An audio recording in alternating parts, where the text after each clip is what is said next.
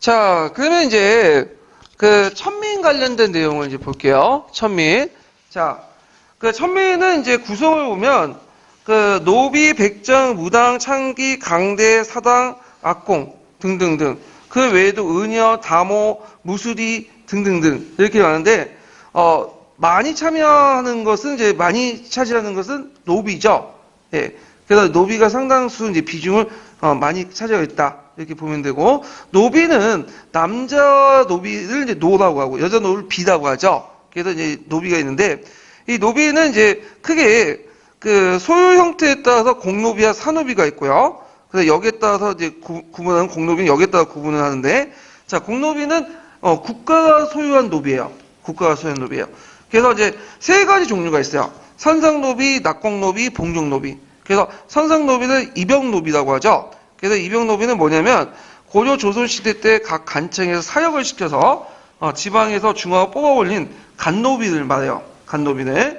그 외에도 이제 여기는 이제 지방에서 중화가 뽑아 놓은 간노비도 있지만 또 이제 지방 간청에 일하는 또 노비도 여기 선상노비에 거의 같이 속해요. 그러니까 이병노비가 좀 큰 개념이고 그 이병노비 안에 서울로 뽑아 놓은 노비를 선상노비라고 하고 그 또 지방 간청에 일하는 노비가 또 있어요. 이렇게. 이들이 이제 노비들의 이제 역할을 보면 선상 노비들은 이제 서울에 거주할 기간 동안 그 주로 이제 7번을 거쳐서 고대를 하고 이제 서울에 입역을 하는데 주로 여기 여자는 뭐죠? 여자 기생. 예. 그다음에 여아대 춤을 잘 추는 거 여의라고 해도 여의사가 있었어요 예전에. 그 예전에 한번 드라마에서 나왔는데 여의사는 왜 필요하냐면 여자 한자들 있죠. 손을 못 대잖아. 남녀 칠세 부동서. 내가 최근에 참 좋은 제도라고 생각하는데 손을 못 대 여자들은. 그래서 여의가 있어야 되고 그 다음에 다모라고 있죠. 다모는 이제 여자 대상으로 해서 범죄를 할 때 여자 그 죄수들 이제 치료하는 그런 역할을 했던 사람들이 뽑혀가지고 있고 그 중에 총명한 자들은 계속 서울에 있고 아닌 자들도 내보내주고 그리고 지방간청에서 일하는 사람도 있어요. 거기에 보면 각종 이제 지방간청에서 방지기, 문지기 되는 사람도 있고 창고지기, 친선, 바늘지, 그다음 주모, 주모는 말만 들었죠. 술장만 하는 사람. 그 다음에 집착, 그래서 창거리 좋은 사람, 세탁 해갖고 빨래하는 사람. 그런 것도 있고, 그래서 여기 여자, 노비 중에 간원들 오면 잠자리 같이 해주는 그런 것도 뭐냐면, 일종의 여기에요. 그래서 이걸 이제 뭐라고 해서 천역이라고 하죠, 보통. 그 다음에 이제, 낙공노비가 있는데, 낙공노비는 선상노비가 매년 일정 기간 동안 소속관세 무상으로 노역을 하는 데 비해서, 그 낙공노비는 매년 일정 기간 동안 신공을 바쳐야 돼요. 신공은 어떤 걸 바치냐면, 포 있죠, 포. 면포라든지, 그 다음에 곡물, 이런 것들을 바쳐요. 그 다음에 봉종노비는 뭐냐면, 이 봉종노비는 선상노비가, 무상으로 노역을 하잖아요. 그러면, 그 당시에 이제 노비들도 가족이 있으니까, 이 사람들 먹고 자고 해야 될 거 아니야, 가족들도. 그러니까 이제 이들의 경제적 부담을 덜어주기 위해서 제공된 노비가 봉종노비예요. 그래서 봉종노비들은 되게 선상노비들에게 뭘 주냐면, 면포를 줘요. 면포, 이런 것들을 줘가지고 이제 했다. 그래서 책에서 봉종노비 같은 것들은 좀 처음 듣는 말일 거예요. 책에 별로 안 나오거든요. 근데 이런 게 있어요. 그래서 보통 그냥 봉족 하면 군역하고 관련된만 생각하잖아요. 그래서 군역은 이제 나갈 때 정병들에게 군대의 어떤 여러 경제를 보조해주는 것이 봉족이라는데 실제 봉족은 군역 외에도 모든 국역을 담당하는 사람들에게 경제 보조를 해줘요. 천역도 그렇고 그다음 직역도 그렇고 그때 경제적으로 좀 부족하면 제공해주는 것이 봉족이다. 그래서 노비가 나갈 때는 같은 노비끼리 봉족 노비를 설정해갖고 해준다. 근데 시간이 지나면서 선상노비와 낙공노비 중에 비중이 어디가 더 늘어날까요? 선상노비는 점점 줄어들고 낙공노비 그거 이제 비중이 늘어나고요. 심지어 조선 후기 때는 이제 낙공노비, 봉종노비 다 도망가. 부담이 너무 크니까. 그래갖고 이제 이 부담된 노비들을 다시 찾아내기 위해서 도망간 노비들 추세사업 같은 거 하죠. 결국에는 이제 포기하고 그 당시 공노비를 많이 해방을 시켰는데 요때 공노비 해방은 어쩔 수 없었어. 순조 때. 왜냐? 이미 공노비들이 도망간 상태이기 때문에 얘네들에게 더 이상 면포나 이런 식량을 받을 수 없기 때문에 그냥 해방을 시켜서 인정을 해준 거야. 그냥. 자, 그 다음에 사노비를 보죠. 사노비는 앞에 공노비가 역에 따라 이제 구분한 방면에 산호비는 뭐 때문에 이제 구분하면 주거 형태에 따라 구분돼요. 그래서 공노비는 기본적으로 이들은 외고노비예요. 다. 예. 그렇지만 산호비는 솔고노비와 외고노비 이렇게 두 가지로 나누는데, 솔고노비는 주인과 같이 살고 농사 집안 잡일을 하는 거야. 주인에게 예속된 노비들을 이제 솔고노비라고 하고요. 외고노비는 주인과 떨어져서 독립을 구성해요. 그래서 일정한 신공과 바치는데 거의 이제 소작농과 비슷하다 보시면 돼요. 근데 이제 외고노비는 주인하고 이제 가까이 살 수도 있고, 주인이 경기도에 살고 있는데 외고노비는 한경도에 살 수도 있어요. 그만큼 되게 멀리 떨어진 외고노비가 있어요. 지금도 그러니까 있는데, 자, 하여튼 그 산호비는 매매, 증여, 상속 재산을 취급하고, 공노비는 사고 팔 수 있는 대상이 아닌데 산호비는 사고 파는 대상이에요. 그리고 이제 신분이 세습되고 한쪽이 노비면 자식도 노비되는, 이게 뭐죠? 일천직천이라고 하죠. 그래서 이 부분은 이제 뭐냐면 노비의 신분 부분인데 이것도 계속 바뀌어요. 이건 한 부분만 얘기한 거고, 그러니까 출산한 노비는 어머니 쪽의 소유자, 천자수모법이다 하죠. 보통 노비 종모법 있죠? 노비 종목법은 두 가지 의미가 있어요. 하나는 신분이 어떻게 결정하는 것에 따라서 노비 종목법이 의미가 있고, 두 번째는 만약 소유주가 누구에 따라서 노비 종목법이 있는데, 대개 노비와 노비끼리 결혼할 경우에는 그 자식은 누구의 소유주다? 노비의 소유주예요. 그 어머니 쪽의 노비 소유주. 왜냐하면 노비는 인간이 아니야. 뭐죠? 짐승이죠. 보통 우리가 이제 새끼들 개나 고양이 고집했을 때 애기 낳잖아. 그 애기든 그 강아지나 새끼 고양이 다 누구 거예요? 그 어머니 쪽 암컷 쪽에 이제 주인이 가는 거죠. 이거와 비슷하다고 보시면 돼요. 자, 그래서 이제 이렇게 산호비와 공노비 나눴는데, 처지는 공노비가 낫겠어? 산호비가 낫겠어요, 여러분? 만약에 여러분 노비 심정이라면. 노비 심정. 당연히 공노비가 낫겠죠. 예. 공노비가 이제 뭐냐면, 낫고, 또 이들은 또 60세 정도 이상이라면, 노비 신분에서 또 뭐냐면, 해방이 돼요. 역을 안 해도 돼. 근데 이제 산호비 같은 경우에는 이제 특히 그 솔고노비 같은 경우에 뭐야? 맨날 주인 눈치 보고 막, 걷어맞고 그런 노비들이죠? 예. 그러다 보니까 이제 대개 보면 어떡하든 산호비들이 공노비 하려고 하는 시도들이 되게 많아요. 이거 나중에 이제 문제 풀면서 또 얘기를 해드릴게요. 자, 그럼 노비의 처지를 보자. 이 노비는 그리스와 로마 시대 노예라고 생각하시면 안 돼요. 사고 파는 대상이긴 하지만, 그래도 처지가 노예보다는 좀 낫어요. 얘도는. 그래서 일단은 자기 조상에 대한 제사도 지낼 수 있어요. 왜냐하면 조선은 어떤 나라예요? 성리학적 가치관을 강조하는 나라이기 때문에 노비라도 초는해야 돼. 그래서 3년상도 꼭 지내도록 해야 돼요. 얘네들도. 그리고 혼인과 재산 소유 및 토지 독립 경영을 보장해야 돼. 예, 재산도 소유할 수 있다. 재산도. 그리고 혼인도 할 수 있었어요. 혼인도. 그래갖고 혼인을 적극적으로 노비주들이 또 권장했어요. 왜냐하면 혼인을 해야지 그 자식들이 있으니까 자기 거에 될 거 아니에요. 특히 여자 노비들 가지고 비들을 많이 가지고 있는 사람들은 어떠하든 혼인을 시켜갖고 자식을 생산해서 재산을 증식하려고 했죠. 그 당시 노비는 재산이었으니까요. 그 다음에 독자적인 생활을 할 수 있었죠. 예. 그래갖고 이제 처자식인데. 혼인을 하고 가정을 이루고 그다음 처자식을 이끄는 독자의 생활도 하고, 그다음에 조선시대 노비를 함부로 죽이지 못해요. 노비들. 그러니까 때릴 수는 있어. 때릴 수 있는데 죽이는 것은 뭐냐면 저기 간청에 가서 해야지. 처벌해서 하는 거야. 국가 권력이 개입해서 처벌을 목용인데, 개인이 아무리 그 노비를 가지고 있다, 노비주가 가지고 있다, 노비를 공식적으로는 뭐냐면 죽일 수는 없다. 때릴 수는 있어도. 예. 그래서 그렇지만 실제로 노비가 주인한테 얻어맞아 죽는 경우가 많았어요. 그거는 공식적인 거고.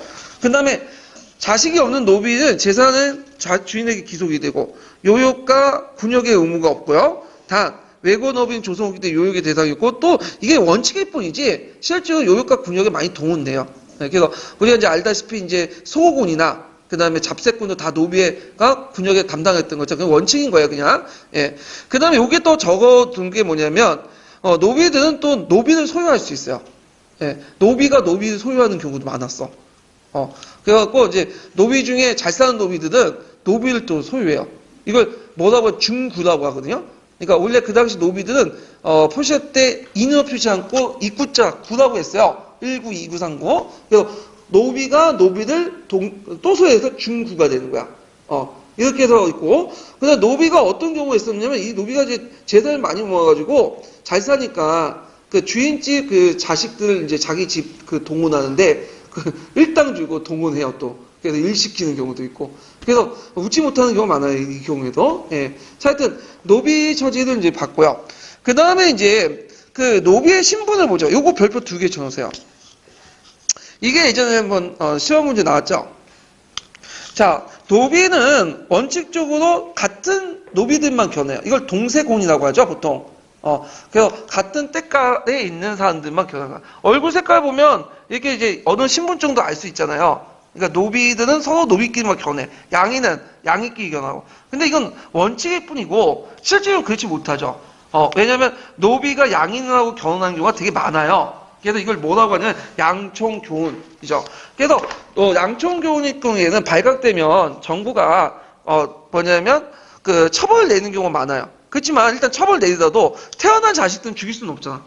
그렇죠? 그러니까 현실적으로 이제 태어난 자식들은 어디에 속할 것이냐, 어느 신분에 속할 것이냐 가지고 이제 고조나 조선시대부터 법제가 이제 계속 바뀌게 되는데, 자, 노비의 전천 과정을 보면 천자수호법, 이게 기록만 나오는, 기록을 근거로 얘기하면 고려 정종 때의 천자수호법. 그러니까 천자수호법은 태어난 자식의 아들은 자식은 누가의 신분을 따는 거죠? 어머니 신분을 따는 거야. 그래서 어머니 신분을 따. 대개 보면 그 당시에 비치양령. 그래서 대개 이제 양부가비가 많기 때문에 그냥 양인인 그 사람이 노비와 결혼한 경우가 많기 때문에 남자가 그래가지고 되게 어머니 신분을 따라요. 그다음에 일천직천법은 충녕왕 때인데 예전에 한번 얘기했을 거예요. 원나라가 이제 노비 세존법 금지하고 요구하니까 충녕왕이 원나라의 쿠비나이 칸에게 그 뭐냐면 조문을 보냈죠. 그 내용에 우리는 예전부터 한쪽이 노비면 어머니나 아버지가 노비면 그래도 노비로 삼았습니다. 그 나오는 거는요. 일천직천을 이제 고조 후기 때 있었다는 걸 볼 수 있고 태종 때 노비종국 볼 수 있어요. 요 태조 때 노비종국은 뭐냐면 노비는 누구 신분을 따는 거죠? 종자는 따르다는 거죠. 아버지 신분을 따는 거야.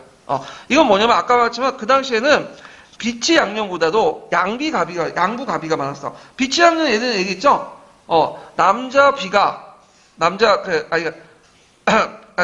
그 비치양령은 뭐냐면 비치양령은 이제 남자 노비가 누굴 하는 거죠? 양인 여자를 이제 결혼하는 거고, 거꾸로 양부가비는 뭐냐면 그 양인인 남자가 누구하고 결혼하는 거예요? 여자 비하고 결혼하는 거죠. 근데 후자가 더 많았어요. 양부가비가. 그렇기 때문에 실제 노비종목부는 누구 신분을 따니까 아버지 신분을 따니까 아버지가 되게 양인이기 때문에 양인의 그 뭐냐면 신분을 따는 거죠. 그러면 노비수가 상대적으로 어떻게 줄어들 수밖에 없죠. 다 양인이 되니까. 그래서 노비종목부를 왜 실시했냐면 이거는 그 당시 대신들이 노비를 많이 가지고 있으니까 대신들이 노비를 많이 가지면 왕권이 상대적으로 어떻게 됐어요? 약화되겠죠. 그러니까 약화된 걸 막기 위해서 노비종목부를 실시한 거예요. 이거는요. 예. 그래서 그 당시 이제 양인인 아버지가 노비 부인을 얻어가지고 결혼한 경우가 많기 때문에 양고가비가 많기 때문에 이런 제도를 실시했다. 예, 기억을 해주시면 되고요. 그 다음에 이에 대해서 이제 세종 때 들어오니까 이제 대신들이 반발이 큰 거야. 왜냐면 이 노비종목법을 실시하니까 노비수가 점점 줄죠. 그러니까 이제 노비수를 확대시키는 목적으로 해서 이제 세종에게 요구를 한 게 뭐냐? 노비종목법이에요. 이 노비종목법은 뭐냐면 노비는 누구의 신분을 따른다는 거야? 어머니 신분을 따른다. 아까 이제 천자수호법처럼. 그래갖고 이제 세종이 그걸 허락을 해줬어요. 그래갖고 이제 세종 때 실시한 노비종목법의 그 배경은 신분주의 유지 및 일정한 노비수를 확보하기 위해서 이렇게 했고, 그래서 노비종부가 일단 노비종목법이 원칙이지만 예외적으로 노비종보의 대상 예외 조항이 있어요. 그러니까 아버지 신분을 따는 것. 원칙은 어머니지만 아버지 신분에 따라서 양인이 되는 경우가 있었거든요. 그럴 경우에는 이제 복춘군, 아까 말했죠? 그냥 시켜주는 건 아니죠. 6개월 동안 복춘군에 입대한 다음에 거기에서 수군으로서 입대하고 그 다음에 양인 절차를 밟아가고 양인을 시켜주는데 어떤 사람이냐? 관리의 비청. 그러니까 서울 중에 얼자 있죠. 얼자들. 그 다음에 이제 40세 이상 양인 중에 정실 부인에게 자식이 없을 경우에는 비첩 소생의 자식들은 또 대를 이어야 될 거 아니에요. 적자도로서. 그래서 그 경우에는 예외적으로 뭐냐면 멀시죠. 딱 아버지 신분인 종부를 따르기 위해서 양인화 시키는 거야. 그때 단서가 뭐죠? 보충군에 입대해서 6개월 동안 고생을 하고 성장 조치를 한다. 이렇게 보시면 돼요. 왜냐하면 그 당시에는 군대에 입대해서 군역을 짊어진다는 건 원칙상 누구만이 할 수 있는 거야? 양인들이 할 수 있는 거죠. 그러니까 청인에서 양인을 하기 전에 그는 절차를 좀 거쳐야 돼. 군대 들어가는 절차를. 그래서 이런 절차를 이제 뭐냐면 거쳤다. 이렇게 보시면 되고요. 그 다음에 이제 요게 이제 있다가 세조 때 일천직천법이 이제 공포돼. 일천직천은 뭐냐면 형식은 아버지 그 세조가 이제 아버지 노비종법 따로 있어. 그렇지만 거기에 또 뭐냐면 단서를 뒀어. 노비종부라는 단서에 뭐냐면 예조하게 어떻게 보면 양인 여자가 노비 남자 결혼할 경우, 그러니까 비치 양녀일 경우에 그럴 경우에는 무조건 아버지 신분을 따른다. 요거 그러니까 이 신분 규정에 따르면 실질적으로 뭐예요? 아버지 쪽이든 어머니 쪽이든 뭐죠? 한쪽이 그 노비면 그 자식은 무조건 노비가 되는 거야. 이 규정 때문에 노비 종법 규정 때문에. 자, 그래서 일천직천 운영되고 이것이 어디에 명시냐면 성종 때 건국대전에 명시돼요. 건국대전에. 자, 그런 다음에 이따가 나중에 현종과 영조 때 들어와서 이제 노비 종목법을 이제 다시 시작하죠. 왜냐하면 이제 이 당시에는 거꾸로 어느 게 많아요? 양구가비가 많았어요. 양구가비가 이제 비치양녀가 많았는데, 그러니까 이제 비치양녀는 이제 뭐냐면 노비가 양녀를 결혼하는 경우가 많았거든요. 예전에 양구가비가 많았는데, 예. 그래서 노비가 양녀를 얻을 경우에는 일천직천에 보면 그 자식은 뭐가 되는 거죠? 노비가 되는 거죠. 근데 이걸 바꿔가지고 노비 종목법을 만들어서 어머니 신분을 따르니까 이때는 뭐가 되는 거야? 양인이 되는 거예요. 이해되시겠죠? 그래서 그 당시 양인 여자가 그 노비 남자 결혼을 증가하는 비치 양녀적 형상이 많기 때문에 양인학법을 마련하기 위해서 이 노비 종목법을 실시했다. 이렇게 쓰시면 돼요. 예, 배경을. 예. 그래갖고 그 논의 과정이 이게 노비 종목법 실시에 대해서 이제 뭐냐면 현종 때 실시했다가 또 폐지됐다가 또 영조 때 이렇게 실시하고 그랬거든요. 그래서 현종 때 실시하고 영조 때 실시하는 과정에서 대개 이제 논원ቹ는 이통기국론에 입각해서 찬성을 했고요. 그 다음에 이에 대해서 이제 그 반대쪽은 이기호발서에 남인들 반대했어. 그래서 이제 요게 이통기국론에 입각한 서인세력은 찬성 이렇게 적으세요. 찬성. 근데 이에 반해서 반대로는 이기호발서에 입각해서 반대 이렇게 쓰시면 돼요. 네. 그래서 이통기국론에 입각해서 왜 서인 측이 이제 뭐냐면 찬성을 했냐면 이통기국론은 어떤 측면이 있어요. 이는 보편적이지만 기회 형태에 따라서 달라진다는 거죠. 그래서 신분에 상관없이 모든 사람은 뭘 가지고 있죠? 이단은 보편성을 갖고 있어. 그러니까 얘네들은 차별성보다는 신분 평등을 강조하는 상대적으로 볼 때. 그래서 신분 평등이 있을 때 노비 종목법을 인정해줘야지 뭐가 늘어나는 거야? 그 당시 비치 양녀가 많은 상황에서 당연히 양인수가 늘어나겠죠. 그리고 국가 재정에도 도움이 돼요. 왜냐면 그 당시에는 양인수가 점점 줄어들었거든요. 왜냐면 양인들이 이제 유학혼이 하면서 유학하면서 양반을 되면서 어떻게 돼요? 양반들 군역을 많이 빠지잖아요. 그러니까 이제 어느 정도 일종의 상민수도 이제 총액제를 실시한 거예요. 그래서 총액을 메꾸려다 보니까 어떻게 메꿔야 되겠어? 노비를 양인화시켜서 메꿔야 될 거 아니에요? 그러니까 이게 이제 재정적으로 도움이 되기도 했고, 그래서 이제 찬성을 했고, 근데 이 남인들은 이기호발서는 이와 기가 차별성을 강조해요. 그러니까 차별성을 강조하니까 신분제를 계속 유지해야 되겠죠. 그러니까 노비종목법 실시를 뭐냐면 반대했던 거예요. 예. 자, 내용을 이제 보면, 그게 이제 노비종목법이 세종 때 노비종목법하고 형종, 영종 때 노비종목법이 다르다고 생각하시는 분인데 실제 똑같아요, 내용은. 다만 그 규정 중에 뭘 뺐냐면 아까 일천직전의 규정 중에 실제로 이제 양인 여자가 노비 남자가 결혼할 경우, 그러니까 비치 양녀의 규정 있죠. 요거를 종부 규정을 해놨기 때문에 실제로 뭐냐면 아버지 신분을 따기 때문에 다 노비가 됐거든요. 근데 이걸 빼버린 거예요. 그 단서 조항을 종부 규정 예외 조항을. 그래서 실질적으로 이제 노비종목법가 세종 때 노비종목법으로 다시 돌아간 거야. 근데 세종 시기하고 그 당시 영조가 있었던 시기는 뭐죠? 다르죠? 세종 시기 때는 뭐가 많았어요? 비치 양녀보다는 양부가비가 많았죠? 그래서 양인 남자가 노비와 결혼한, 여자 노비와 결혼한 게 많았는데, 조선후기 때는 오히려 돈 많은 노비들이 누구하고 결혼하는 게 많죠? 양인 여자들 결혼하는 게 많잖아요. 그러다 보니까 이제 내용은 똑같지만 그 당 시대적 배경이나 상황이 다르기 때문에 법 적용의 목적 자체가 다른 거예요. 이거 앞에는 뭐 때문에 세종 때는 신분제 유지와 일정한 노비수 확보. 거꾸로 형종 때나 영조 때 실시한 건 노비종법 뭐죠? 일정한 상인수 확보. 이렇게 이제 보시면 되겠죠. 자, 그래서 이제 예전에 이와 관련된 문제가 나왔고, 그리고 이제 요괴롭게 노비 종목법 실시할 때와, 그 다음에 이때 어떤 것을 이제 뭐냐면 종부구조로 해서 예외 대상을 했는지, 요 부분을 또 좀 기억을 해주세요. 그래서 종부 대상은 노비 종목법 실시할 때 종부로서 예외적인 조항이 있죠?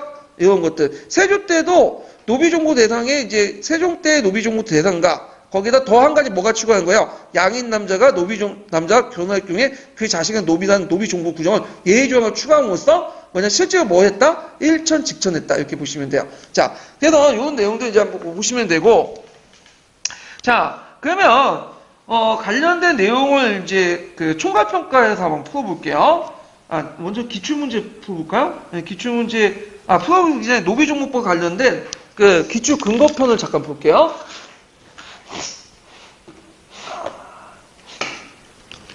1254페이지 펴보세요. 1254페이지.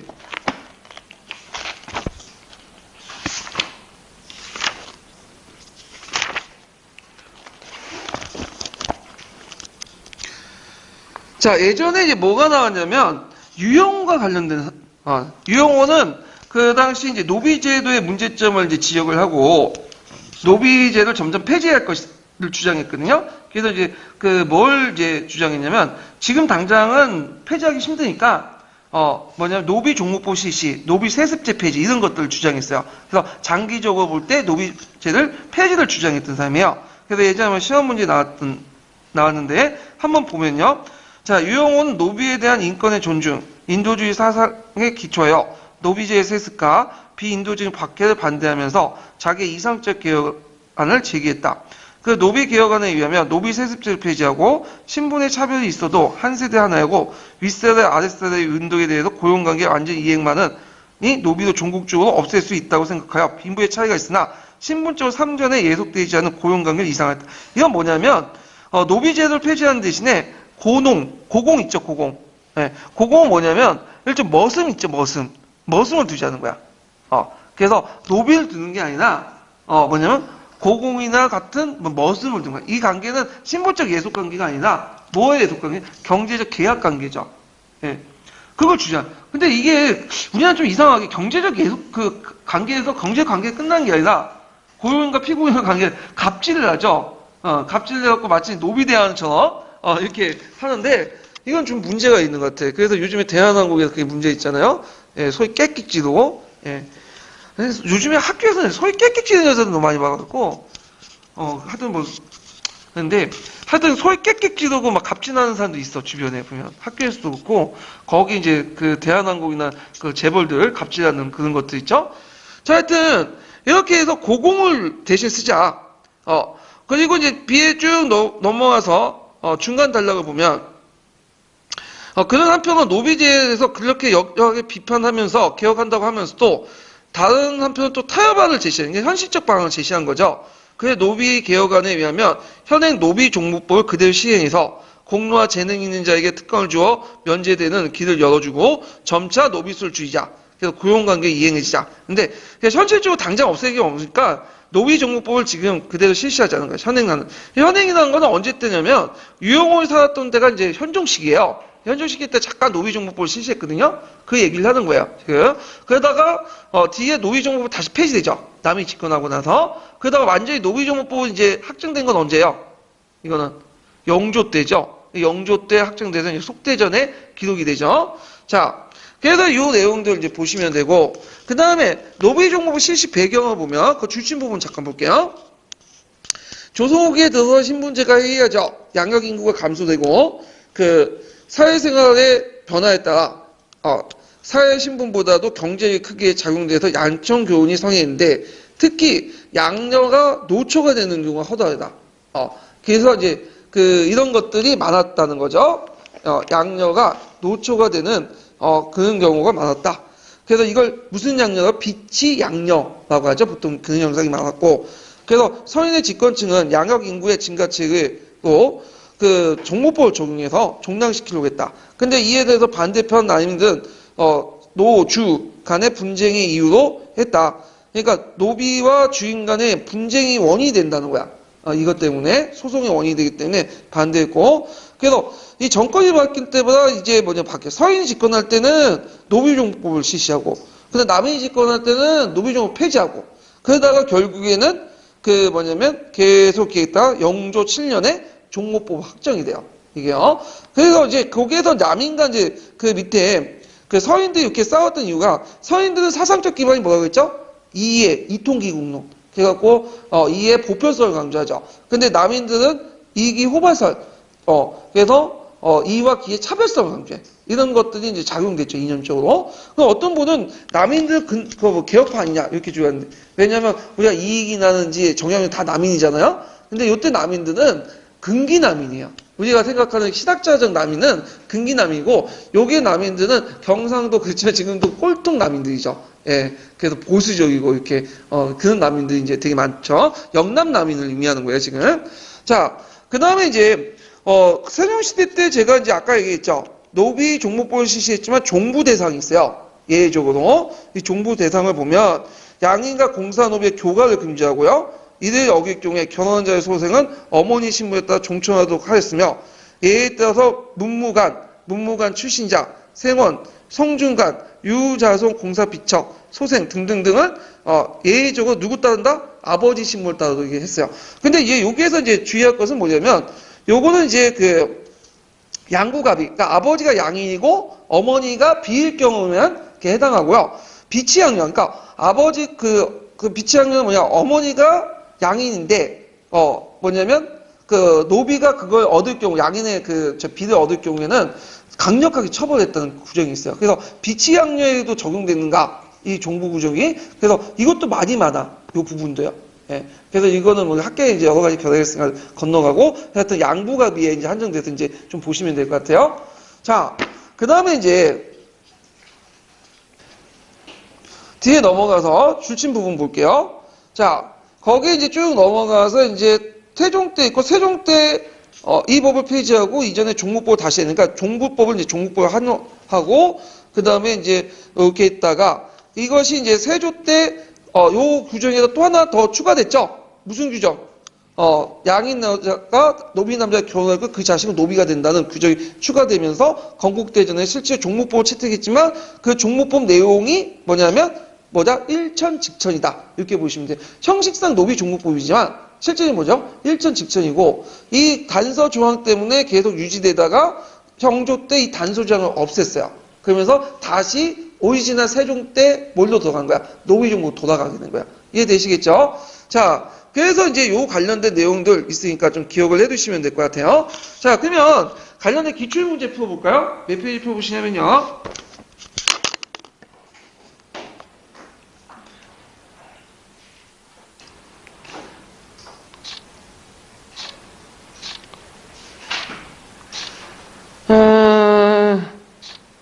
이거 내가 적어놨는데?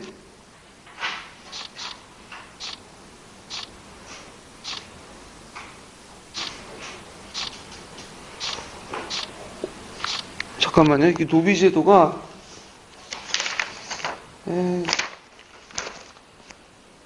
72페이지요. 72페이지 내용을 이제 볼게요. 이 문제가 이게 쉬운 문제가 아니에요. 상당히 좀 어려운 문제거든요. 그래갖고 이제 나왔는데, 자, 조선후기 가도 안에 기획의 실시한 배경을 쓰고, 기획에 따르지 않은 밑줄친 니은의 예를 쓰시오. 그리고 밑줄친 디귿에 해당한 조선시대 군사 조직을 두 가지 쓰시오. 이렇게 했거든요. 자, 모든 노비는 기획을 획일적으로 시행해야 된다. 노비는 어머니 역을 따르게 하는 법이나 그다음 아버지 역을 따르는 경우가 있으니 이는 법의 적용에 한결같지 않고 다만 천안적을 따르게 한다. 이건 뭐냐면 노비가 어머니 역을 따르는 건 뭐야? 노비종부법이죠. 그다음 아버지 역을 따르는 거는 노비종부법이죠. 그다음에 다만 천안적을 따르는 건 일천직천이죠. 그 왔다 갔다 한다는 거야. 기존에 이제 보면.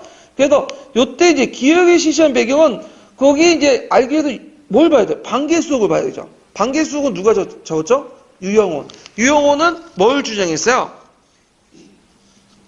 노비종무법을 주장했죠. 그래서 노비종목법이 그 당시 왜 실시했는가?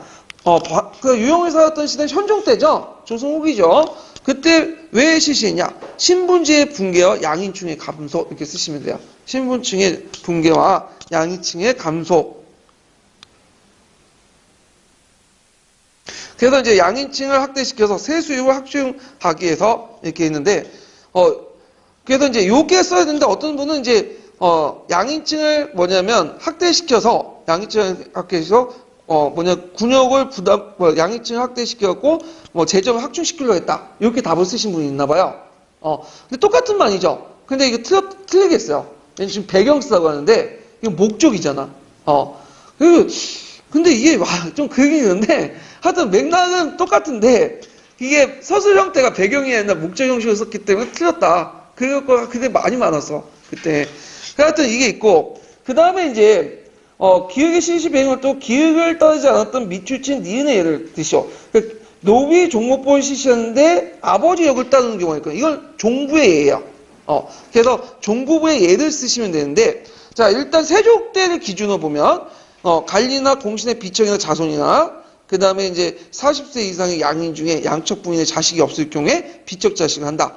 그 외에도 이제 그 세종 때 기준이 그렇고요. 세조 때 기준은 더 들어가죠. 남자 노비와 결혼한 양척의 자식들.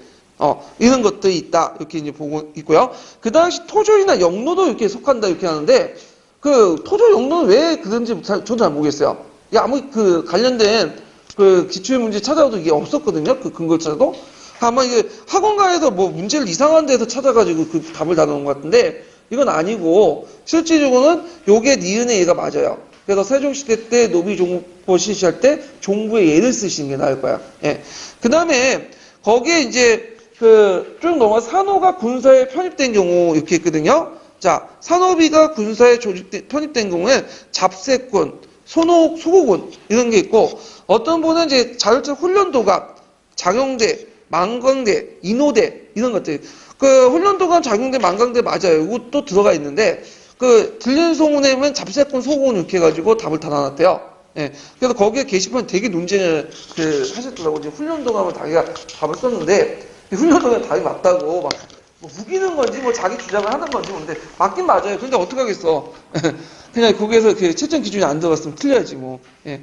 그리고 어떤 분은 인호대라고 이제 다는데 인호대도 어디에서 이상한 데도 끌고 와가지고 답을 다는데 인호대는 이게 맞지가 않는 게 뭐냐면 거기에 그 인호대는 그 제가 기출 근거에도 적어놨지만 산호비하고 그 들어가는 군대가 아니에요. 공노비예요, 공노비. 공노비하고 그다음 향리들로 구성된 부대가 인호대요. 예. 그래갖고 이제 있는데 어디에도 이상한 데서 그 답을 긁고 가고 인호대가 답이라고 주장하신 분이 있는데 예, 그거는 아닌 것 같아요. 제 생각에. 되게 이상한 답 다 넣고 자기 막 주장하고 학원가 쪽에서 그런 경우가 되게 많아. 예.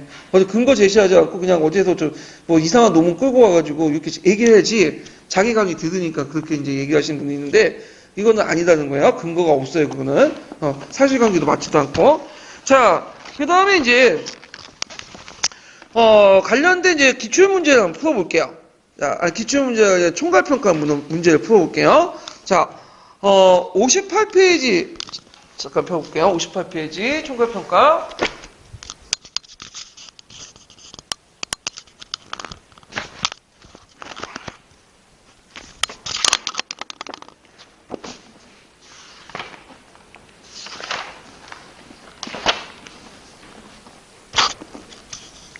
(58페이지) 36번 문제 볼게요.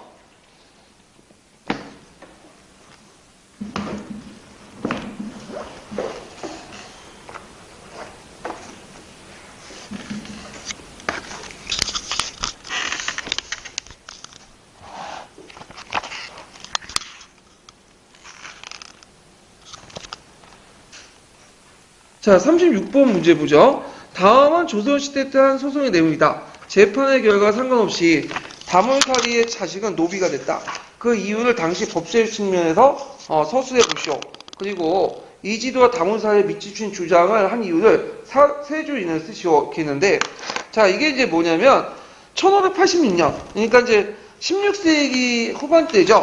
네, 이때 이제 그 80대 여인 다물살이와 양반 이지도가 이제 소송을 이제 했어요. 그 소송 내용을 보면 자신이 이지도는 다문사의 양인이라고 주장하고 다문사는 자신의 성근간 소송의 종이라고 주장을 해요.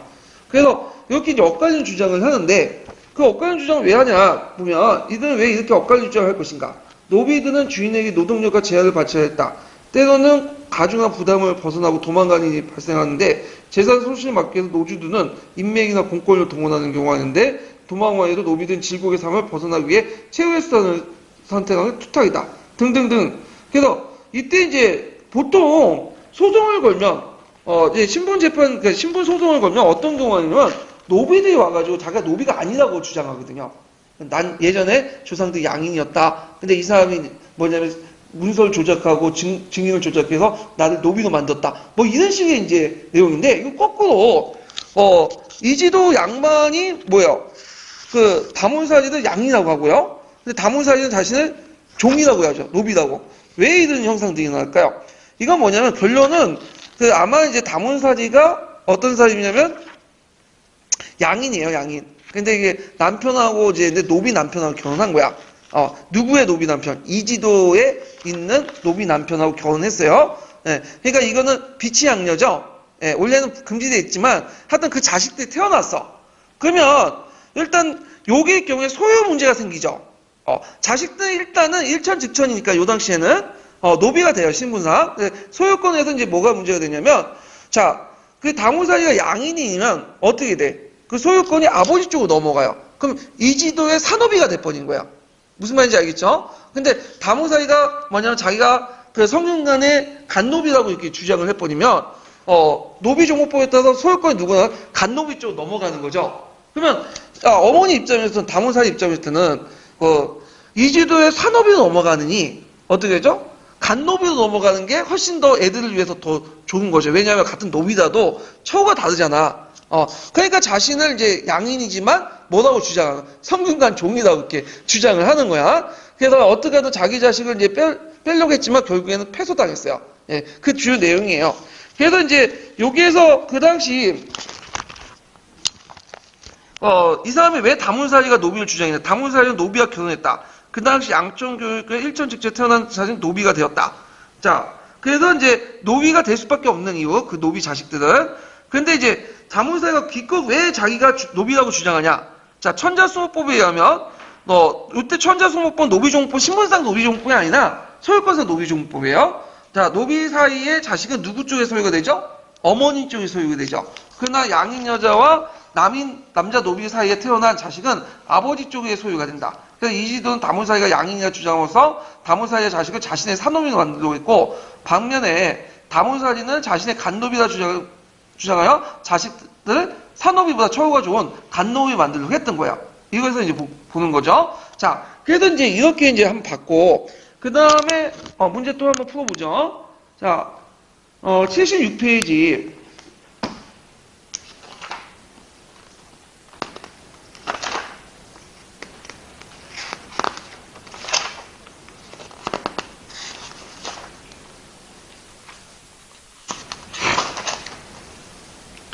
이게 몇 번 문제야? 74번 문제 볼게요.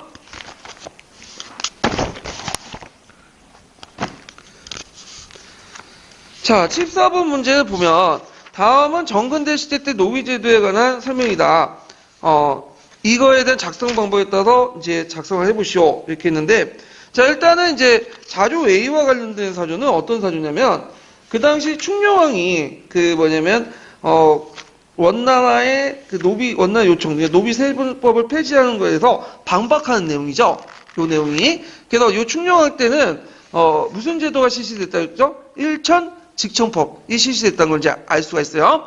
그 다음에 이제 요게 있고, 그냥 태종실록 나오니까, 이 태종실록 나오면 뭐가 실시해? 노비 종국법. 이게 실시한 제도라는 걸 이제 알 수가 있겠죠. 자, 그래서 이제, 이건 뭐, 한문 해석 가지고 풀 필요 없고요. 전반적인 이제 배경 지식 가지고 그 출처만 보고 이제 판단하시면 돼요. 자, 그러면 이제 문제를 풀어보면요.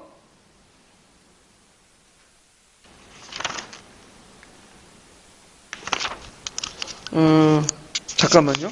제가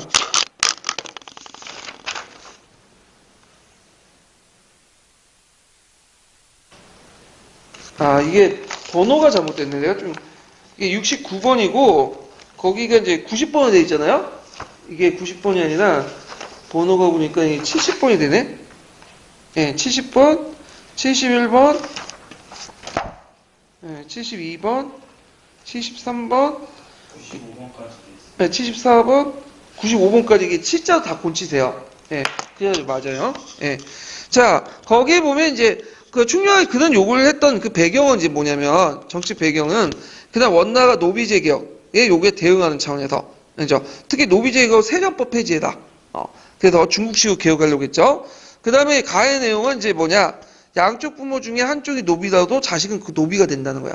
일천 직접법이 이제 실시했던 걸 알 수가 있고요. 그 다음 자료 B는 이제 거기 내용을 보면 당시에 이제 있고 기획의 천역 내용. 그러니까 천역은 이제 공노비죠. 공노비는 이제 크게 두 가지가 있어. 매년 일정 기간 동안 소속 간세 무상으로 노역하는 성상노비. 그 다음에 매년 그 일정의 신공을 바쳐야 하는 낙공노비. 이렇게 이제 두 가지로 나눠볼 수 있다. 네, 천역 쓰시면 될 것 같아요. 그 다음에 이제 요 내용도 있고 변화 이런 것도 있고 변화 내용은 거기 자료비의 변화 내용은 뭐야? 노비 종부법이죠. 양인 남자와 청인 천처 사이에 난 자녀에는 부귀에 따라 양이 되게 한다. 이렇게 이제 보시면 될 것 같아요. 이건 뭐냐? 대신들의 노비수를 감소시키려는 측면이 있다. 이렇게 보시면 되고. 자, 그 다음에 이제 마지막 한 문제만 풀어볼게요.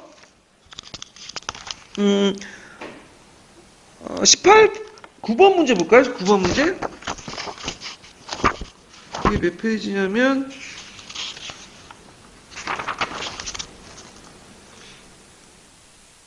이거 아닌데? 48페이지에요? 제가 적어놓은, 48페이지. 네, 48페이지.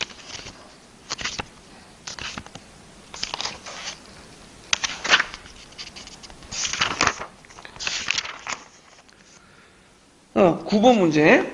자, 밑줄친 노비가 조선시대 어떤 식으로 천역에 부담하고 있는지 써보시오. 그래서 홍조에게 이르길 공소의 공주를 받들고 선상노비의 폐단을 부지하는 조항을 논의하여 그 아래와 같이 자세했다. 그래서 선상노비가 있죠. 그래서 선상노비를 다른 말로 이병노비라고 하죠. 그래서 이 이병노비는 서울에 올라가거나 아니면 자기가 소속된 간청에 가서 무상으로 뭐예요? 노역을 하는 거야.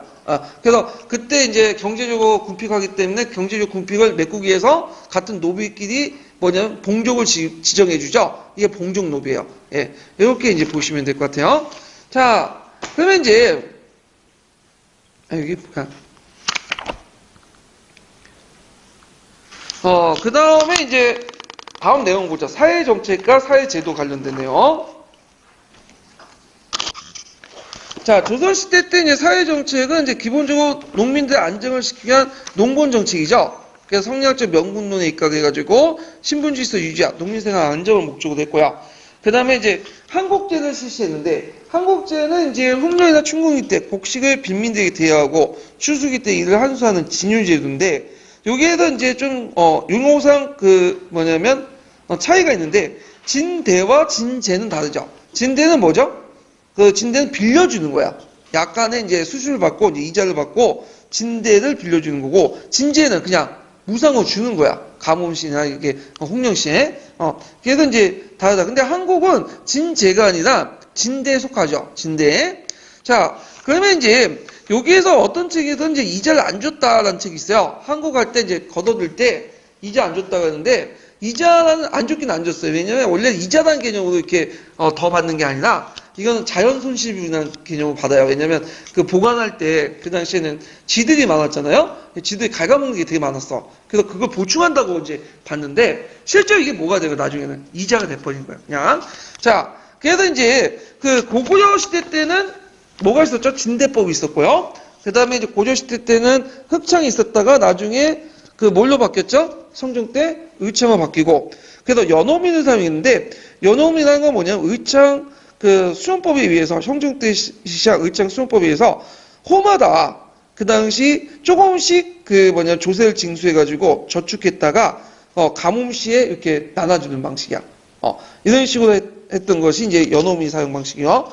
그 다음에 조선시대 때는 초창기 때 의창을 주로 이제 의창에서 뭐냐면 한국제를 실시죠. 의창에서는 주로 이제 어떻게 했냐면 연호민상 하다 보니까 너무 반대가 많았어요. 호마다 조금씩 걷어가지고. 그러니까 이제 그것을 사용하지 않고 군량민을 사용했어. 군량민은 뭐냐면 지금도 그렇지만 이제 전쟁시를 대비해갖고 전투식량을 보관해 놓잖아요. 예, 그 당시에도 위기시를 대비해갖고 전쟁시를 대비해서 군인들이 먹을 수 있는 일정의 군량민을 항상 보관을 해놨어. 근데 문제는 그 당시엔 보관시설 별로 안 좋았죠. 거기다 이제 그 옆에 이제 쌀도 썩잖아. 묵은 쌀도 있으면 맛도 떨어지고, 그리고 이제 지도 갉아먹고. 그러니까 이런 것들이 이제 문제점이 있으니까 군량민을 일단 새 살을 주고 나중에 뭐냐면 또 새 살 받는 거야. 그래서 묵은 살을 이렇게 교대를 해주는 거야. 그래서 이 군량민을 이용해서 의창을 사용했다. 근데 이 의창을 하다 보니까 어떤 문제점이 생기냐면 사람들이 빌려놓고는 안 갖다 줘. 배째라는 식으로 나와버린 거야. 그 관리하는 사람도 굳이 안 받으려고 해. 왜냐하면 자기 게 아니니까. 그러니까 이제 이런 게 문제가 생기는 거야, 이제. 그러니까 이제 안 되겠다 해가지고 기간을 바꿔요. 뭘로 바꾸냐면 군열청으로 했다가 또 상평창으로 바뀌어요. 왜 상평창으로 바뀌냐면 그 상평창에서는 항상 이제 물가 조절로 뭘로 가지고 있었죠? 쌀이 있었죠. 그러니까 이 쌀을 이용해서 이제 이용을 하려고 했죠. 자, 그래서 이제 상평창으로 이제 나중에 바뀌게 되고, 그리고 이제, 이런 것들 좀 기억을 해 두시고요. 그 다음에 명종 때는 이제, 상평창하고 군열창이 이제 통합이 돼서, 명종 때는 이걸 상징청이라고 불려요. 상징청. 그러니까 상평창 물가 조절 기구와, 그 다음에 한국기능을 같이 합치는 거야. 기구가. 자, 그 다음에 이제, 이 과정에서 조선 중기 때 들어가면, 거기에 들어가는 원래 부세, 원래는 이자는 안 받게 돼 있는데, 이제 자연 소모비 이거 받고 있다가 일종의 이자가 될 뻔했는데 이자를 뭘로 지방 재정을 원래 써야 되는데 중앙 재정을 옮겨온 거야. 그래서 이걸 이제 뭐라고 하냐면 처음에 1분 모해록이 됐어요. 1분 모해록 보면 그 이자 10분의 1을 중앙 재정으로 쓰죠. 그러다가 3분 모해록 바꿔요. 3분 모해록 이자의 3분의 1을 뭐죠? 중앙 재정으로 쓰는 거야. 중앙 회계에 편입시켜가지고 자 그래서 이제 나중에 들어가면 지방 재정이 악화돼. 왜냐면 이제 그 이자 가지고 지방재정으로 돌려야 되는데 그리고 이제 나중에는 이제 일종의 한국을 커터로 시작하죠. 총액제를 시작하고 그리고 중앙 세금을 다 부세해야 되니까 이제 지방재정이 악화되고 결국에는 이제 더 가전주급을 하게 되고 등등 여러 가지 이제 문제점이 일어나니까 한국제도가 폐지되죠. 밀란 이후에. 그래서 이제 이걸 파항기결법이라고 하죠. 그래서 한국을 폐지하고 국가가 부과된 세금을 한국에 부과된 세금을 어디 돌려요? 독일화 시키잖아. 토지에 부과하잖아요. 근데 일시적인 거고 한국제는 계속 유지가 돼요. 예. 그리고 결국에는 이제 대원군 때 사창제를 실시해요. 예. 그래서 사창제에 관련된 내용은 나중에 좀 얘기할게요. 자, 그래서 갑오개혁 때 이제 사안조례를 반포해서 한국의 부세적 기능을 제고하고 결세 속에 이제 포함시키고, 그러니까 토지 결세에 포함시키고, 그래서 어디만 남아요? 그래서 이제 원래 목적인 한국 기능만 남게 돼요. 이렇게 이제 보시면 될 것 같아요. 그러면 이제 요게 좀 더 눈여겨볼 게 뭐냐면, 사창이 여러 가지 의창이 여러 가지 문제점이 있다고 했죠? 그 빌려줬는데 쟤도 안 갖고, 거기 관리하는 사람들도 뭐예요? 관리들도 쟤도 이게 안 갖고 하니까, 안 되겠다. 의창보다는 사창에서, 사창은 민간 자율적인 기구야. 그러니까 우리가 보통 사창하면 두 가지가 있죠. 양반이 주도한 사창과, 그 다음 국가 주도의 사창이 있어요. 예. 그러니까 우리가 보통 알기는 양반 수준의 사창만 알고 있는데 실제 국가의 주도 사창이 이제 교과서 예전 국정교과서에 실렸고 7차 지도서에 있거든요. 그래서 국가 주도의 사창을 한번 해보려고 했는데 나중에 잘 안 돼 이게 고리돼야 되고 시범적으로 이제 몇 개 해갖고 그래갖고 어떻게 돼 폐지됐다가 언제 다시 국가 주도의 사창으로 바뀌어요? 대원군 때. 대원군 때 시절 사창은 양반 중심의 사창이 아니에요. 예전부터 이제 국가 주도의 사창이야. 그래서 이제 이때는 민간이 자율적으로 하지만 실제 국가가 기획해갖고 만든 거예요. 우리 새마을운동 아시죠? 비슷하다고 보는데 새마을운동은 국가가 하지만 구체적인 이제 활동을 그 마을 단위로 하잖아요. 이렇게 이제 보시면 되고 그다음 양반 중심의 사창이 있었다. 16세기 때 이거는 이제 양반이 자신의 어떤 세력을 확대시키기 위해서 한 거고요. 그래서 이제 이런 내용들 좀 기억을 해두시면 될 것 같아요. 자, 그래서 있고 상평창을 좀 볼게요. 상평창은 처음에는 물가 조절 기관이었죠. 그런데 중기 때 들어가면 뭘로 바뀐다고 했어요, 이게? 물가 조절 외에도 그 한국 기능도 같이 겸하게 되죠. 그래서 이름이 뭘로 바뀐다고 했죠? 나중에 명종 때 상징청으로 바뀐다고 했죠. 예. 자, 하여튼 이런 기능도 있었다. 한국의 기능. 자, 그 다음에 이제 뒤에 넘어가서 법률제도와 호족제도 볼게요. 요거 상당히 중요하죠. 특히 건국대전 관련된 초기 법정 관련된 우리 이제 시험 문제 나왔죠. 자,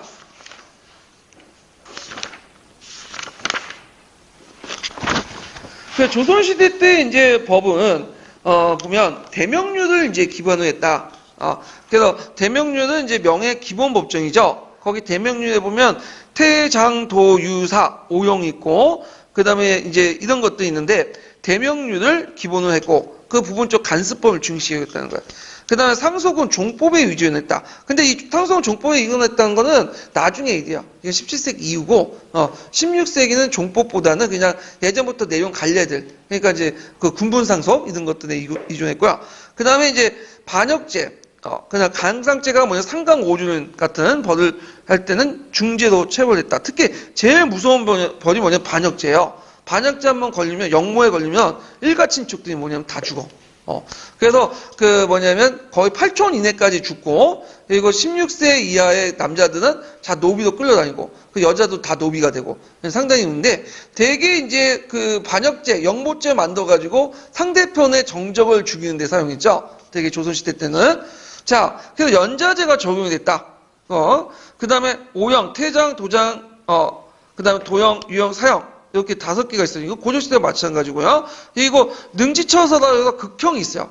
이건 반역죄를 할 때 이렇게 하는 거고.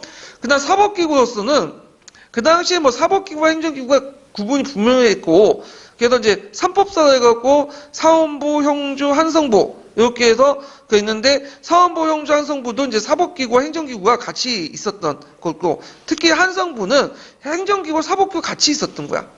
한성부가 있었고, 그 의금부, 뭐 국청, 장례원 이런 것들, 장례원 노비와 관련된 것들인데 이 노비는 그 당시에 되게 어떤 사람도 있었냐면 형벌로 노비된 사람도 있어요.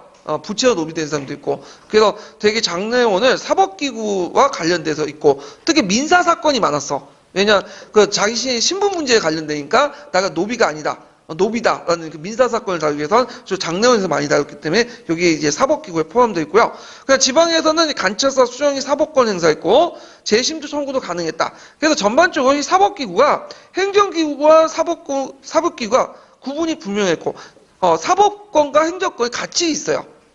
그래서 지방수령이나 이제 사법권과 행정권을 같이 겸해서 견하는 경우가 많다는 거. 이게 이제 사법권과 행정기구가 이제 분리된 거는 언제 때죠? 갑오개혁 이후죠. 갑오개혁 때. 자, 조선 초기 법정. 이거 별표 2개 쳐놓고 되게 보셔야겠죠? 자, 예전에 이제 시험 문제가 2-3번 나왔는데, 먼저 조선건국전을 볼게요. 조선건국전 정도전이 만든 법전인데, 이건 사참법전이야. 그래서 국가의 문물제도와 기본을 논했던 건데, 공식적으로 인정받지 못했지만, 후대의 건국대전이라든지, 그 다음에 경제육전에 영향을 줘요. 그래서 특히 육전체제, 그래서 주례 육전체제가 있는데 치부, 예, 정, 공 이런 식으로 이제 뭐냐면 법전을 나눠가지고 정리한 체제가 나중에 뭐냐면 2호 공 그 형, 예, 부 해갖고 6개 조 있죠? 그래서 2조, 형조, 공조, 예조 등등 해서 6개 법률을 나눠가지고 정리한 걸 큰 영향을 준다. 자, 예전에 한번 기출문제 나왔던 거고요. 그 다음에 태조 6년에 조준의 편찬의 경제육전이 있어요. 이게 최초의 공식 법전이에요. 네. 그래서 육전별로 아까 제 조선건국전에 이제 정도전에 육전별로 편성된 걸 영향을 받아서 수교 형태로 법안을 정리해서 체계화시켰다. 근데 문제점은 뭐냐? 통일성이 좀 부족하다. 통일성이. 그래서 이제 이것이 이제 부족하다. 이런 좀 기억을 해두시면 될 것 같아요. 그래서 이게 육전별로 정리한 게 뭐냐면 그 당시에 조선시대 입법 과정을 좀 봐야 되는데 일단 조선시대는 왕조국가이기 때문에 입법권을 누가 가지고 있죠?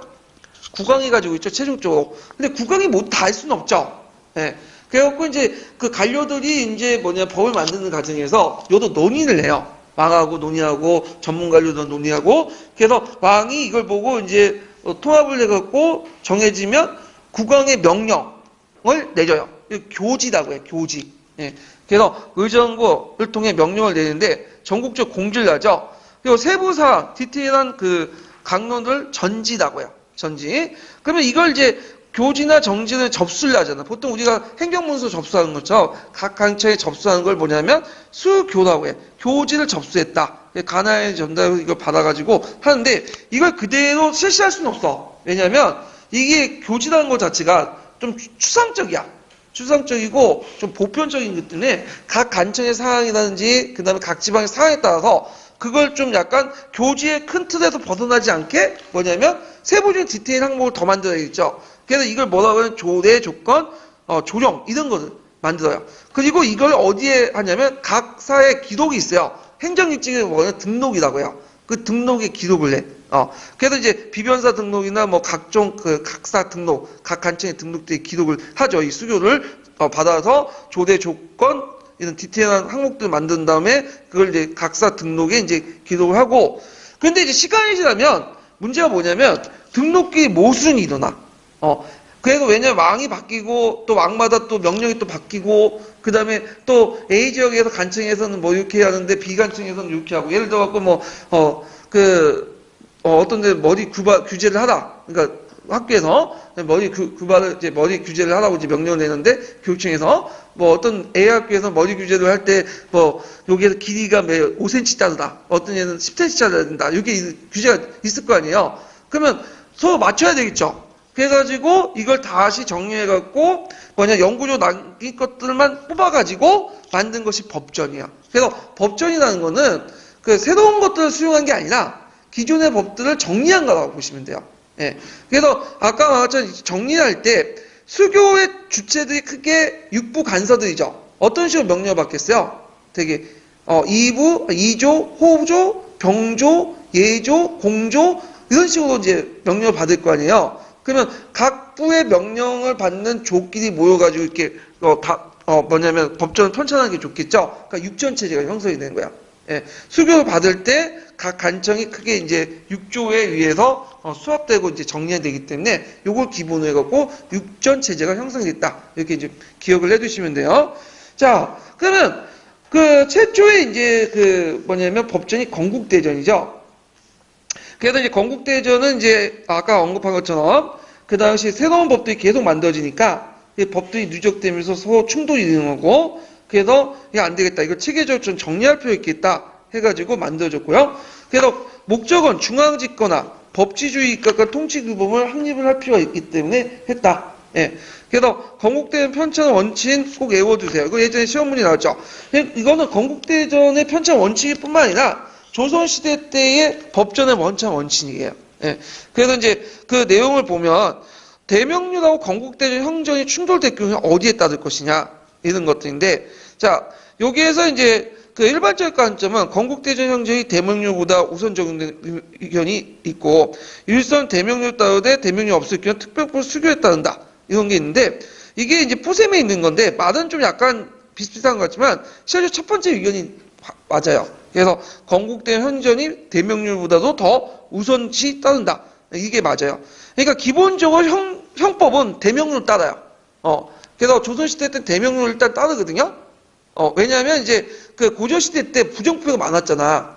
부정부가 왜 많았냐? 이건 법이 바르지 못하기 때문에. 그래서 이성계가 초창기 때 법을 확실히 하기 위해서 그 대명률을, 강력한 대명률을 내세웠는데 문제는 대명률 중국법이죠.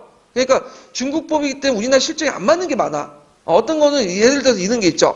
자, 대명률에 따르면 이제 그 중개인은 3,000리, 5,000리로 이렇게 기한 보내는 게 있어요. 우리나라 기한을 그렇게 보낼 수 있을까 없을까요? 못 보내죠. 왜? 우리나라 아무리 해도 3,000리, 5,000리 안 돼. 그래서 어떤 식으로 펌펌이 안 돼. 처음에는 이렇게 했어. 3,000리 맞추다니까, 5,000리 맞추니까 곧바로 가도 되는데 길게 빙빙 돌아가고 어떻게 하든 3,000리 맞췄어. 상당히 시간 낭비잖아. 그래갖고 이제 안 되겠다. 이걸 3,000리를 300리? 200리 이렇게 해갖고 1,000을 빼. 이런 식으로 정리하는 거야. 그래서 건국대 일단 기본적으로 대명률이에요. 근데 만약에 건국대 형전이 있는데 이 대명률 충돌되면 형전 자체가 뭐야? 대명률을 적용하는 과정에서 우리나라 특수한 사례들 반영하는 거잖아. 그러면 3,000리와 300리가 충돌되면 어디를 따라야 돼? 300리 따라야 되겠죠? 그 얘기를 하고 있는 거예요, 지금요. 기본적으로 대명률이지만 뭐냐면 대명률 적용하는 과정에서 형전이 만들어지고 우리나라 실정에 따른 형전이 있기 때문에 이것을 이제 우선시한다. 그래서 요게 일반적 관점을 쓰시는 게 좋을 것 같아요. 그래서 국보세면 유효성은 대명료를 따르되 그 대명료 없을 경우에 특별법 수교를 따르는데 기본적으로 유효성은 대명료를 따라요. 그렇지만 대명료 없을 경우가 아니라 대명료가 특별법에 충돌될 경우에는 누구를 따른다? 특별법을 따른다가 맞아요. 이게 문장이 좀 잘못됐어. 예. 그래서 이렇게 있고 요 관련된 내용은 어디에 있냐면 그 국편이 있어요. 국편이 읽어보면 자세히 돼 있어. 관련된 내용이. 예. 그 다음에 왕의 명령 교지라도 일시적인 법이 있고 영구지법이 있죠. 예. 그 중에 법전에서는 일시법이 아니라 영구지법을 해. 그러니까 록이 아니라 전을 뽑아서 이걸 육전으로 편찬하죠. 그렇기 때문에 이걸 이제 건국대전이라고 하는 거야. 예. 영구지법들 모아서 편찬을 했기 때문에. 그 다음에 이게 두 번째 원칙이고, 그다음에 조전선언 준수의 원칙이 있어요. 이 조전선언 준수의 원칙은 뭐냐면 원전 조문을 그대로 두고요. 그 조문 밑에 각주를 다는 식이야. 그래서 예전에 고대 시대 때는 이제 정근대 시대 때는 성왕의 그 법이나 이런 것들 무시할 수가 없어요. 예. 그래서 어떤 식으로 하냐면 편법이죠, 일종의. 그대로 성왕 지도는 따로 돼. 뭐냐면 시대에 다르기 때문에 거기에 주석을 다는 방식으로 해서 새로운 법을 개찰을 해요. 그래서 이렇게 해서 건국대전을 일단 원이라고 하고요. 그 다음에 그 후에 이제 법전들이 만들어졌죠. 그래서 건국대전에서 원이 나오고 그 밑에 속대전 그 다음 대정통번 중, 그 다음에 그 후에 보, 이런 속, 증, 보, 이런 식으로 달아. 이런 것들이 조전선언 준수의 원칙이다. 그래서 이걸 왜 이런 식으로 이제 하냐. 그것은, 중국법의 무제한 침투를 막기 위한 거다.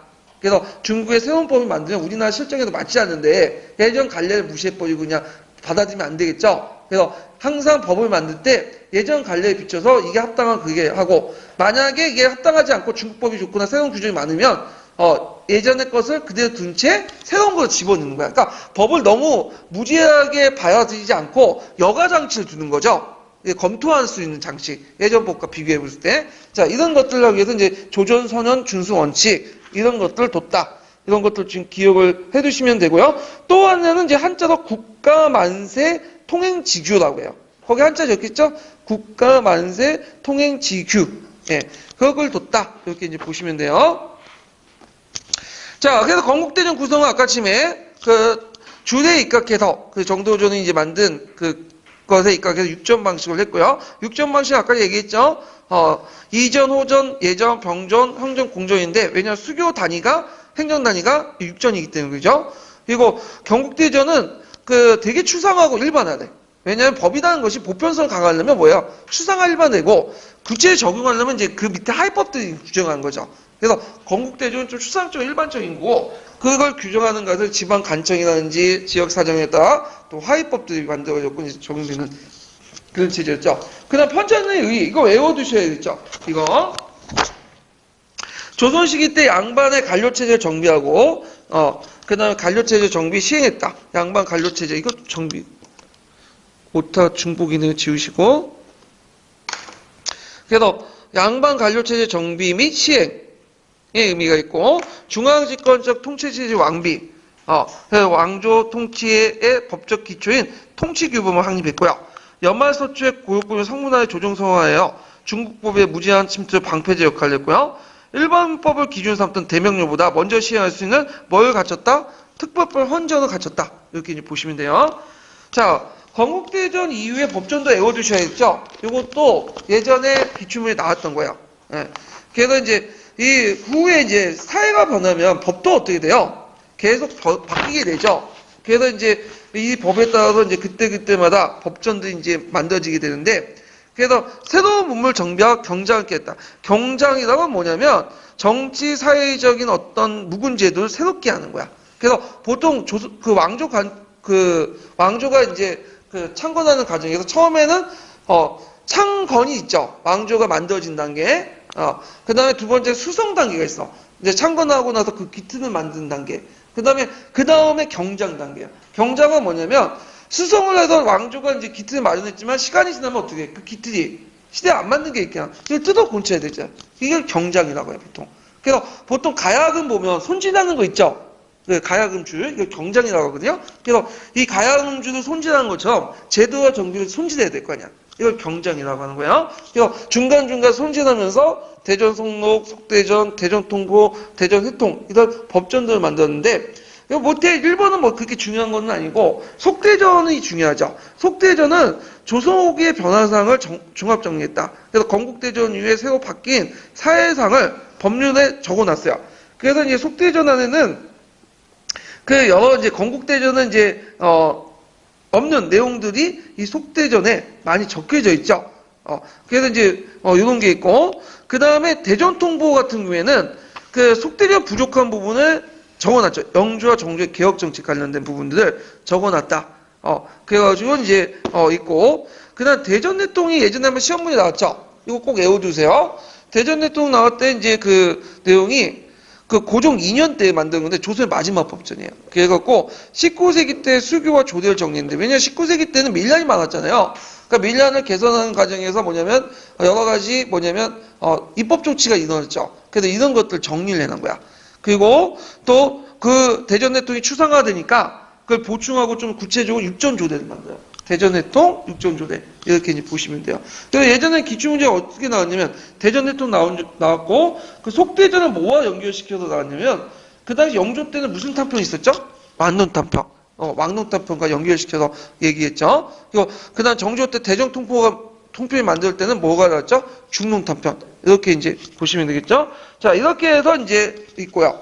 그 다음에 거기 이제 호적제도와 이제 호패제도, 오가작도법이 있는데 되게 이제 군역 대상자를 파악하는 목적에서 했는데, 호적제도 같은 경우에는 북에치는 중심에 그러니까 예전에 목에친도 강조했지만 이제 북에치는 중심이고 친족 관계를 바뀌면서 뭘 강조하면 북의 활동을 강조하는 방식으로 했고 3년마다 한 번씩 작성했죠. 그래서 세 부를 작성해요. 그래서 이제 어떤 식으로 이제 작성을 하냐면 일단 호주가 두 부를 작성해. 두 분. 그래서 한 분은 자기가 이제 갖고, 한 분은 그 간청이 있어요. 그 간청에서 세 부를 작성해요. 다시. 그래서 도청의 본도에 감영의 한 부가 있고, 그 자기가 소속된 그룹에 또 한 부가 있고, 호주에 가보면 이제 호적들만 모아놓은 창구가 있어. 거기 한 부에 있어. 이런 식으로 해서 보관된다. 그래서 군역, 요역을 부과하고, 신분을 판별하고, 노비 소유권을 확인하기 위해서 이제 호적제도를 이용했고요. 그 다음 오가제도법과 호패법은 뭐냐? 작독법은 오가를 일통으로 묶어서 서로 감시하는 제도예요. 그래서 초기 때 실시하지 않았지만 그 수종 때부터 실시했는데 원래는 건농을 하기 위해서 했지만 나중에 군포징수, 후기 때는 천주교도를 색출하기 위해서 실시됐다. 이렇게 이제 보시면 되겠죠. 자, 호패법은 16세 이상의 정남들, 그러니까 신분에 상관없이 노비부터 해서 관리들까지, 양반까지 했던 건데, 주요 목적이 뭐냐면, 군역 파악과 신분제 유지인데, 그 중에 군역 파악이 제일 중요해요. 그래서 이 호패법은 조선전기 때 한번 몇 번 실시했어요. 그 대표적인 게 이제 태종 때하고, 그 다음에, 세조 때. 그래서 예전에 말했죠. 보법 실시하기 전에 호패법 한번 했는데, 그것 때문에 뭐가 일어난 거예요? 이시에 난이 났죠. 근데 이 호패법이 문제가 많아. 왜냐면, 조선전기 때는 호패법 이렇게 해갖고 군역 부과하잖아요? 그러면 백성들이 도망을 가. 유민하대. 그러다 보니까 어떻게 돼요? 좀 하다가 국보를 또 쳐내되고 그래요. 그래서 이게 좀 안 됐어.